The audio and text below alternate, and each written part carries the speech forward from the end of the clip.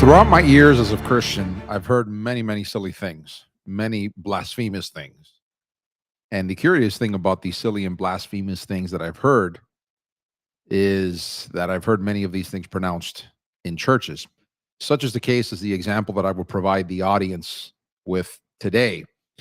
And I will lead my commentary this evening by asking the audience the following question. Could it be very possible that we are not receiving from God what we ask from Him because we choose not to see Him as a Starbucks?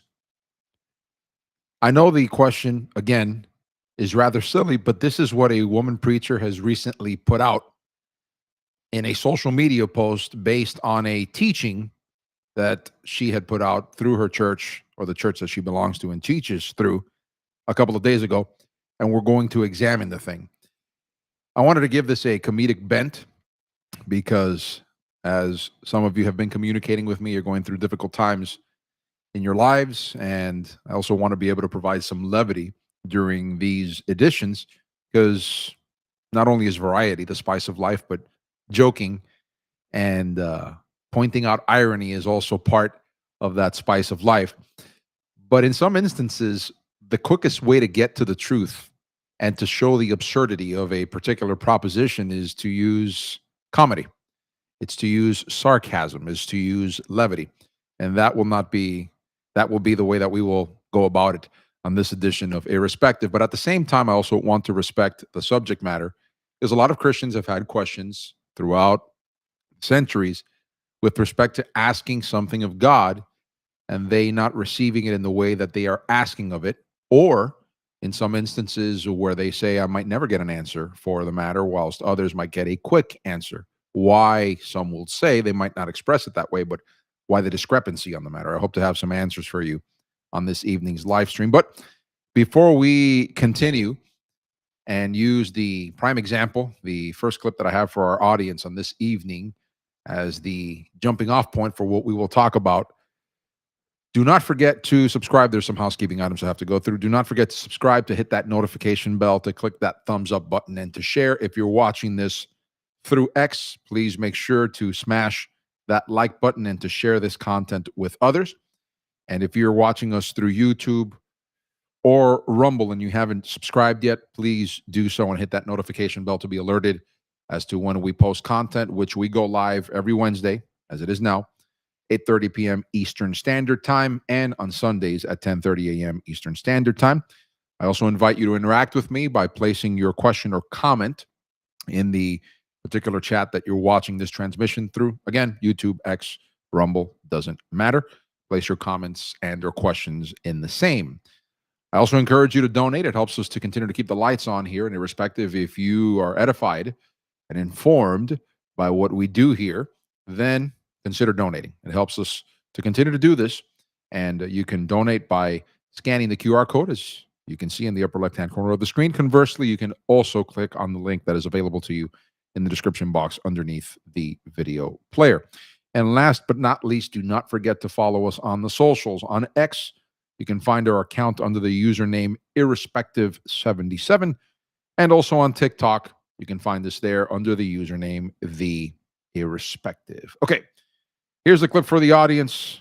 I'll probably play it all the way through, and then, as I am accustomed to doing, I'll rewind it, pause it intermittently to offer commentary on the matter. So how come when I need a pick-me-up throughout the day, I can pull up to my favorite coffee shop, I can roll down the window, and I can tell them exactly what I need to get through the day? Hey, good morning. Can I get a large iced coffee?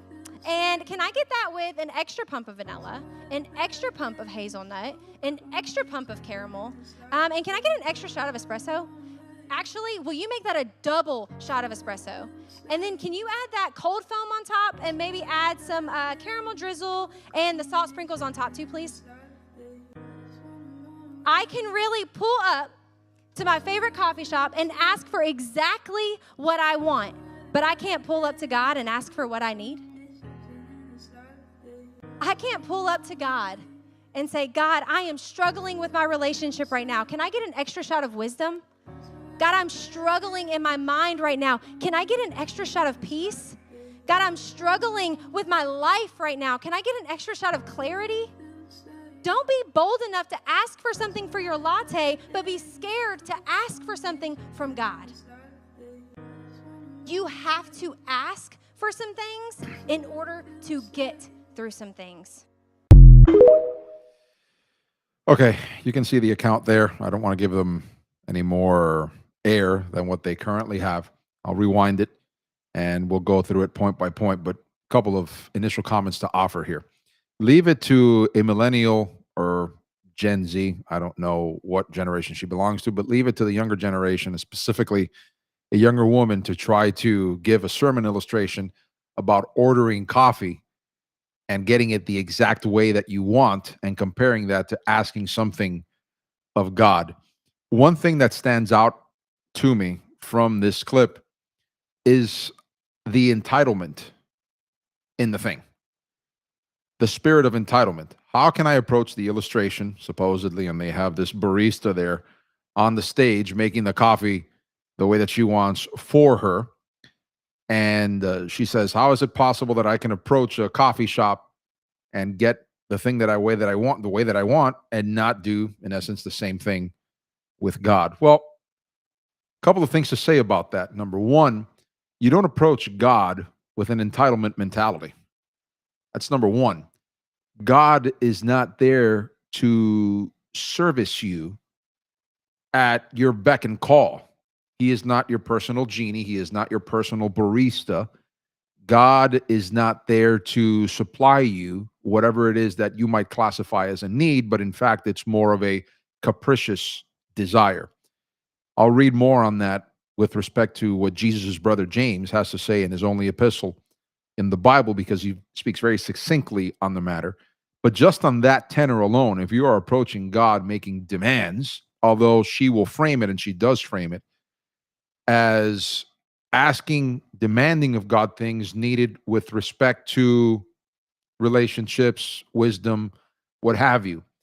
But herein lies the problem with that. The examples that she gives later after this guy is serving her that coffee actually belie, they go against what the spirit and tenor of what she is trying to use the illustration for is.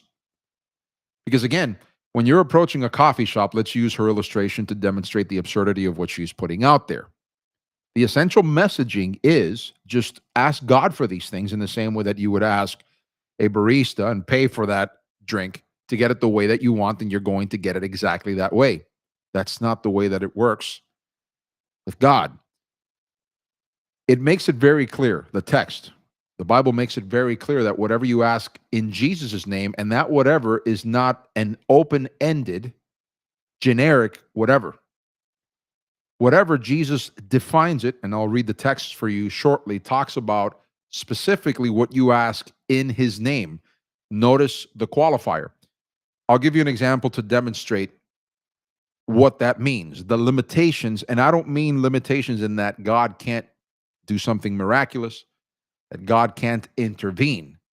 What I mean by the limitations is that God is not going to supply, God is not going to answer something that emanates from a place of sinfulness, from a place of entitlement, from a place of an attitude which says, I am deserving of the matter. That is why she uses the illustration. But again, I'm pretty sure that if I were to ask her why, or she hears me contradicting what she is stating here, immediately she would state, but look at what I say afterward. Note that the examples that I give, I'm asking God for wisdom. So it's more about God's approachability, she would probably say, and are approaching him more than anything else.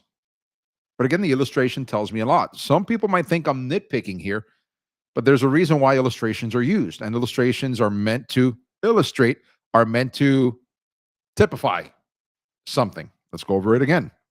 So how come I can, when I need to pick me up throughout the day, I can... Notice how she frames it. This is why it leads me to my criticism and the broader commentary leading to when we ask God for something. Is it like asking him, give me the Starbucks drink the way that I want it? Notice how she is framing it. When I need a pick-me-up through the day. Now, I also have a slight side note to bring on this. The language that is used nowadays by these modern day preachers and so-called Christians in many instances, you'll note that everything that they do submits biblical Christianity to the modern whims and the spirit of the age. I need a pick me up. Okay. That whole concept of I need a pick me up, I need a shot in the arm, I need a coffee, I need something to get me through the day. That's something that is very, when you think about it, of this generation.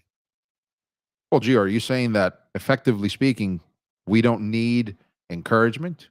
We don't need happiness in our existence? We don't need someone to speak life, whatever that means. That's such a hazy and nebulous phrase used by many Christians nowadays as a feel good phrase when in fact it doesn't really mean anything. The fact of the matter is that there are many texts in the Bible that speak about God intervening in the life of an individual based on the despair, the sadness, truly dire circumstances. If your boss, as it were, is being a punk, and that's not something that you can arrive at where you have the Christian fortitude already developed in your life to withstand that with a proper rebuttal, with a character to standing up for yourself. This modern generation shrieks at the prospect of the thing, and they'll say, I need God to intervene from heaven to make me feel better about myself, about the matter. Well, I'll tell you what would make you feel better about the situation. If your boss screaming at you is issuing you stern words that are a disrespect, then you know what? Respectfully disagree with the guy or her, whatever the case may be. Say what you need to say and rebut it and move on with your day. Don't let that affect you. But those, and I use those examples, I'm just using that one example to prove the point. These things that are relatively minuscule, these incidents that are relatively minuscule in our day and age compared to what our ancestors had to face. Plague, for example, famines, wars, constant wars, diseases, economic situations that were nationwide. I mean, slavery, when you think about the things that our ancestors faced, and you read the Psalms and you read the things that David says, where he says, I am encamped, I am surrounded by my enemies, but my trust is in God. You begin to see that the circumstances, the dire situations that the saints of the past faced compared to many of the situations that the saints of the modern age are facing are really incomparable. And I'm not trying to downplay the severity of some of the things that modern Christians are facing. Please understand that that's not what I'm doing. I am talking about this situation using the language that she is using. I need a pick me up through the day. Notice how she's framing it. In other words, it's not really a big deal, but I'm making it a bigger deal than what it is. And I need God, as it were, to give me some sort of magic potion to make me feel better about myself, to make me feel happy. I hate to use this term, but like a heavenly marijuana, as it were. I know it sounds ridiculous, but you know what I mean by saying such a thing. Notice how she's framing it. So I'm taking her own words, and this is why some might say that I'm not necessarily being just in my critique, but listen to how she is framing it. Up to my favorite coffee shop. I can roll down the window. Leave it to modern day millennials, and the Zoomers to compare this, to use this. So Americans' religion nowadays can be very summed up in the coffee shop. Paying an exorbitant amount for coffee because it's the thing that we do, especially if we go to that high-end coffee shop because we have to be part of the in crowd, right? Notice that it all has to do with the zeitgeist. The illustration has to revolve, as it were, around the spirit of the age and the attitudes of the age, and then submitting biblical Christianity to that. Tell them exactly what I need to get through the day. Hey, good morning. Can I get a large iced coffee? And can I get... By the way, it's not can I get. One of the things that irks me about the modern generation is the way that they speak. They all speak like valley girls, with every other word being like. You don't know how to express yourself. You're approaching a business and you have to make a transaction, meaning you're paying them for the product. It's not, can I get? It's, good afternoon. I would like to order.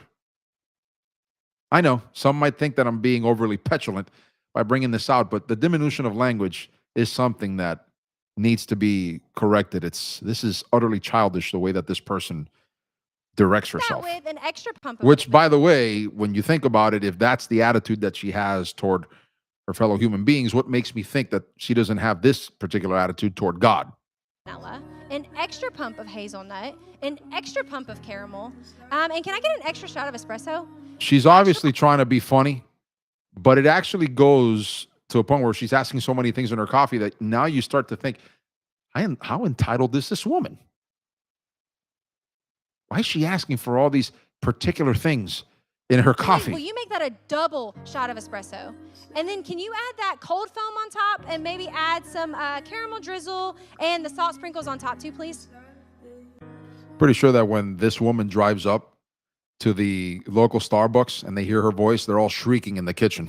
I can really pull up to my favorite coffee shop and ask for exactly what I want. You see the framing? I can ask exactly for what I want. Listen to what she says next. But I can't pull up to God and ask for what I need. But I can't pull up to God and ask for what I need. She frames it in that I go up to the coffee shop, I get what I want, what I demand, and I can't do that with God. So I'm not improperly framing, to my defense, what she is putting forth. Her own words. She says, I can demand these things of God and he has to give them to me, is what she is in essence stating. I can't pull up to God and say, God, I am struggling with my relationship right now. Can I get an extra shot of wisdom? Well, let me ask you a question. If you're struggling with your relationship now and you want an extra shot, using the coffee analogy here, an extra shot of wisdom, why are you having problems in your relationship? Could it be that you started those problems? And maybe instead of asking God for this wisdom, however nebulous that may mean, maybe you were the one that destroyed the relationship. Maybe you ought to sit down and think, maybe I'm the one that is causing these issues and I need to do something about it. Now, I'm not saying that asking God for wisdom and how to deal with relationships is wrong, but notice the framing of the thing. And the reason that I'm addressing this goes back to the central point that I'm attempting to communicate to the audience this evening. And it's about, is asking God for something akin to going to Starbucks and asking for a coffee? This is the way that she's framing it, and we're dealing with this situation. One of the problems that I see with the illustrations and the way that she's teaching this, respectively, talks about how these ideas are so nebulous that you really don't get a concrete solution to that. And that's a problem that ends up happening with a lot of Christians. Instead of diagnosing, using biblical wisdom, which we already have because God has left us his word, to understand maybe this has gone wrong, maybe this has gone wrong, process of deduction, as it were. No, we just think a magical prayer will resolve all things and God will descend from heaven and intervene on the matter. Has God not given you wisdom through his word on how to manage these things? So a lot of times Christians have the tendency to think, I'll get everything resolved through the magic potion called, or the rubbing of the genie lamp called prayer, when in many instances, what ends up happening is you just need to intervene directly on the matter using biblical wisdom. God's not going to do for us what we should do for ourselves. It's that simple. We all have responsibilities. God, I'm struggling in my mind right now. Can I get an extra shot of peace? Why are you struggling in your mind? You may be asking for peace in your mind, but why are you struggling in your mind? Are you listening to too many voices? And by voices, I mean a modern phenomenon. By being on social media for hours on a day, you're listening to so many different voices that can cause confusion. Maybe you need to stop. Maybe you need to stop listening to too many different voices and start using, again, process of deduction. Occam's razor, the simplest explanation sometimes is, right on the truth. God, I'm struggling with my life right now. Can I get an extra shot of clarity? But why are you see, this is another thing that I have to take issue with. Most of these modern women presenters, and a lot of the effeminate men, by the way, in churches also, they have a tendency to present these issues in their life as if they are drowning in the troubles of this world. And when you ask these people, when you consider what it is that they say that they are struggling with. It is comical. It is fatuous, vacuous, I would even say, to state that the problems that they are having are life altering. And I'm not talking about true life altering situations. I think we can all agree those are difficult times and that needs proper ministering. I'm talking about the tendency of the modern age to take things that are easily resolved and make them bigger than what they are, especially if you're looking for an audience. You all remember what I posted on my own personal Telegram channel a couple of days ago of this woman who was filming herself throwing ice in her bathroom because she was suffering from so-called postpartum depression. She says that she is having it out with herself in her bathroom so she could be there for her son. What? And this is why I said a couple of editions ago, talking about the Lindsay Clancy case, this whole idea of postpartum depression is inherently demonic. Because in what mother's right mind would they be saddened, despondent over the birth of a child? Only a self-indulgent, prideful person thinks that way. And heeding those voices that tell you to be saddened over the arrival of new life is truly demonic. So there is no such thing as postpartum depression. That's just the psychologizing of absolutely everything. The same thing with this. What I'm hearing in this voice is, this world is trampling me down and I need God to be like my personal therapist because I can't handle what's happening to me on a daily basis. And again, when you compare the issues of modernity to what our ancestors faced and the way that they faced it bravely and in a Christian manner with Christian tenor, Christian responsibility, fortitude, and you look at the way that modern Christians complain about silly things nowadays, you have to ask yourself what has happened to us. And this is encapsulated in what she is putting forth there. And this is the essential problem with why a lot of Christians is what I wanted to get at. A lot of Christians nowadays, they will say, why isn't God answering my prayers? Well, because in many instances, you're actually making the thing bigger than what it ought to be.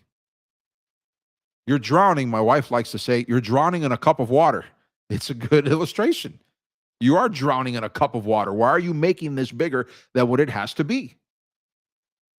And then to make matters worse, you get all emotional, sentimental about it instead of saying, I'm just going to face this thing bravely. And if I have the Spirit of God abiding in me, and I know a thing or two about what I've read in the text, it gives me the answer on how to solve this issue. One case in point, one great example I could give. A couple of editions ago, we talked about the Christ-centered commandment for brethren, Christians, to deal with offenses. Jesus says in Matthew chapter number 18, if your brother has done something against you, go to that brother, talk to that brother, solve the issues. If he repents, you have won your brother.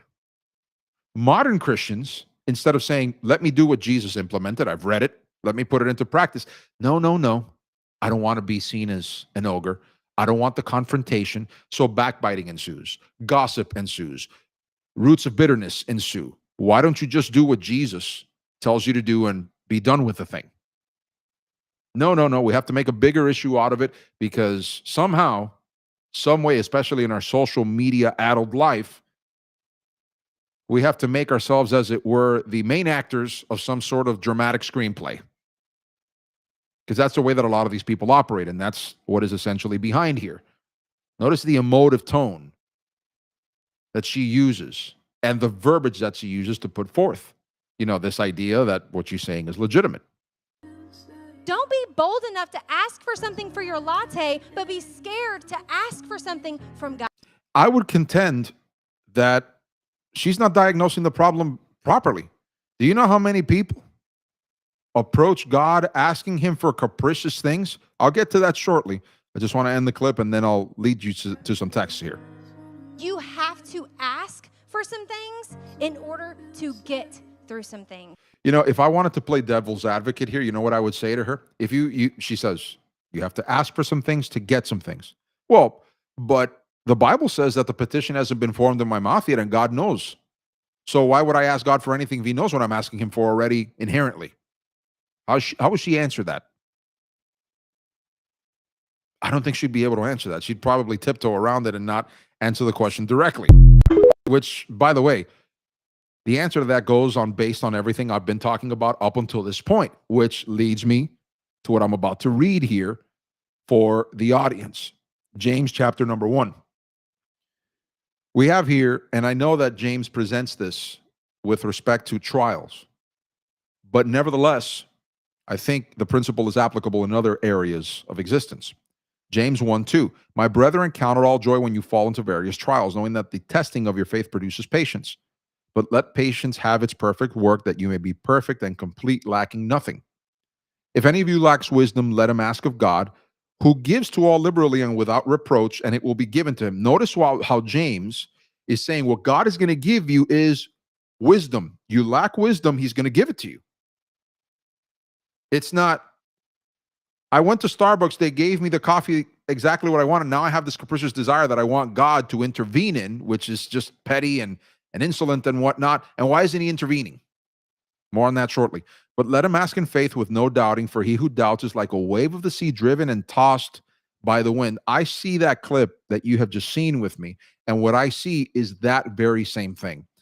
Person whom, instead of reading the text and saying, these are the practical things that I need to implement in my life to be a stronger Christian, a more mature Christian, a Christian that can handle vicissitudes. Nope. My fellow Christian said something or approached me with a nasty tone. God, why can't you help me? Because this is making my existence impossible. What? For let not that man suppose that he will receive anything from the Lord. He is a double-minded man, unstable in all his ways. So you'll note, as I said earlier, one of the things that Jesus talks about, and James brings this up. He says, God is going to answer your prayer, but it has to be, as it were, under these parameters.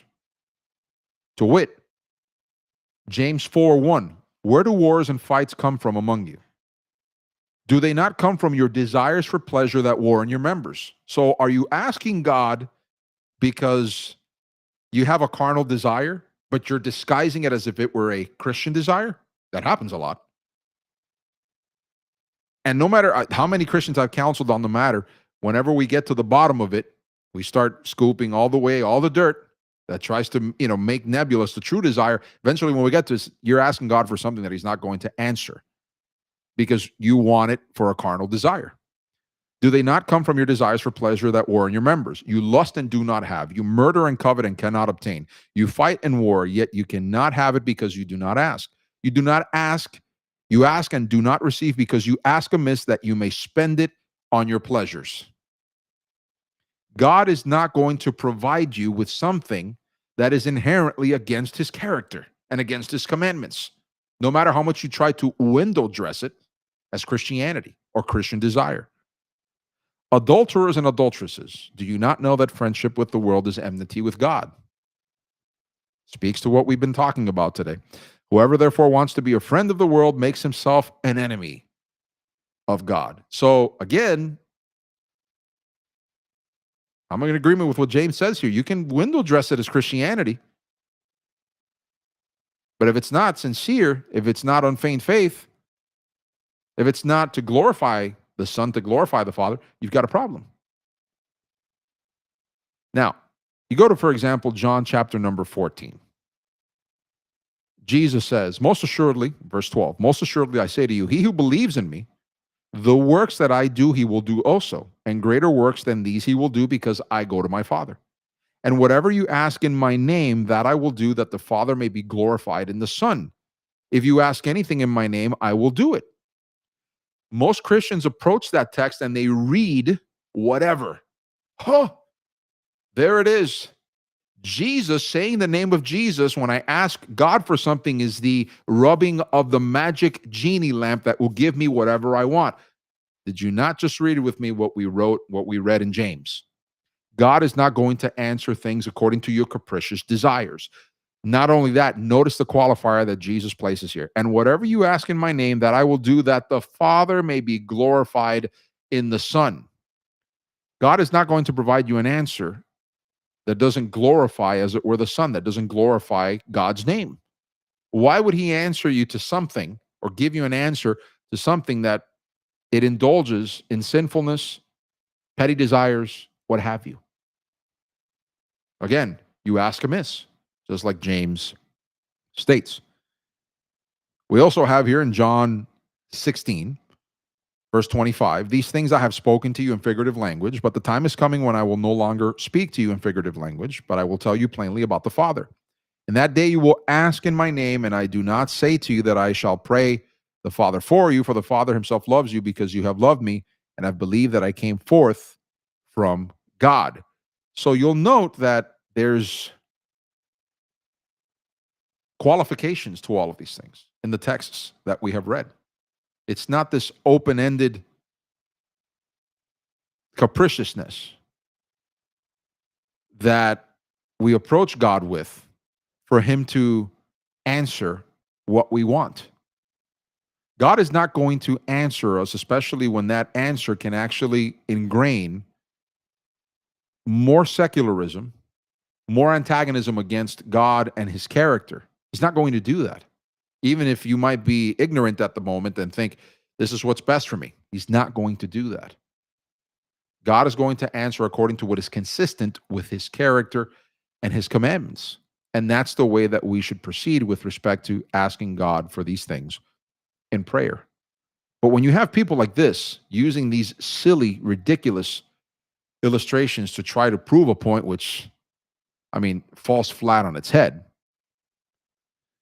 But not only that, they mock the essential idea of what the Bible advances as proper askance of God. Got a lot of false ideas that perpetuate out there and that people accept. And then who ends up taking the fall? Who ends up taking the blame when their petitions are not answered? Their wrongfully intended petitions. God. Why isn't God answering my prayer? Maybe if you read the texts, maybe if you take Jesus at his word that we've read, you get a better idea of what the Bible teaches about asking and receiving in Jesus' name. Not listening to silly sermon illustrations and making comparisons that no amount of length bridge is going to tie one thing to another. Folks, among the silliness that we continue to see is these sorts of infantile displays where not only essential Christianity is misunderstood, but erroneous ideas get propagated, especially within these infantile theatrics that are used nowadays. Instead of taking Christianity for the seriousness that is inherent in it, they actually mock it by these sorts of things, these sorts of staged illustrations and fake intonations and emotionality. All it is, it's seeker sensitivity. All it is it's looking for people, looking for attention. Under the ruse of God is your genie, God is your barista, God does whatever you want. It's Joel Osteen, but repackaged. It's Norman Vincent Peale repackaged. It's Robert Schuller repackaged. That's all it is. God is your personal servant, and he does what you say. That's the essence of it. That's not biblical Christianity. Biblical Christianity teaches that God is God. He needs to be respected as such. And if you're going to ask something in his name, it has to be inside of his will. It has to be something that will glorify, as it were, the Son and the Father, because God is not going to answer prayers that contradicts his character and his commandments. It's that simple. That's what I have for you on this edition of Irrespective. I want to thank you for joining me. If you watch the entire live stream, don't forget to subscribe, to hit that notification bell, to click that thumbs up button, and to share, whether you're watching this on X, on YouTube, or Rumble. I'll remind the audience that our next live stream will be on Sunday at 10:30 a.m. Eastern Standard Time through the same three outlets. Don't forget to donate. It helps us to continue to put these live streams out for your edification. Scan the code now on the screen. Conversely, you can follow the link available to you in the description box underneath the video player. And last but not least, do not forget to follow us on the socials. X, Irrespective77 is the username there. And then you can also follow us on TikTok. The username there is the Irrespective. That's all the time I have left for this edition. I hope you enjoy the rest of your Wednesday. I will see you again, or I guess you'll see me again, God willing, on Sunday, 10:30 a.m. Eastern Standard Time for the next edition of Irrespective. Until then, adieu and Godspeed.